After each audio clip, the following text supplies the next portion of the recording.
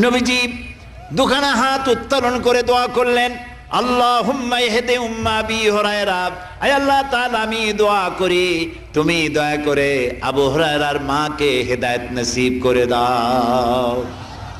রাসূলুল্লাহ দোয়া করলেন আল্লাহ ওর মায়ের হেদায়েত করে দাও। হযরত আবু হুরায়রা রাসূলের মুখে দোয়া শুনে দিয়েছেন দৌড়। পিছন থেকে সাহাবীরা মনে করলেন আবু হুরায়রা দৌড়ায় কেন, জামা টেনে ধরছে পিছন থেকে। জিজ্ঞেস করলে আবু হুরায়রা দৌড়চ্ছ কেন, কোনো বিপদ হয়েছে নাকি? কয় না, কোনো বিপদ হয় নাই, আমাকে ছেড়ে দাও। কেন, কি হয়েছে? হযরত আবু হুরায়রা বলেন, সাহাবীরা আমাকে ছাড়ো, আমি দৌড়াইয়া বাড়ি গিয়ে দেখতে চাই। আমি আগে দৌড়াইয়া বাড়ি পৌঁছলাম, নাবি বাড়ি পৌঁছবার আগে আল্লাহ নবীর দোয়া আমার বাড়ি পৌঁছায়। সেই দুইটা জিনিসের কোনটা আমি দেখতে চাই।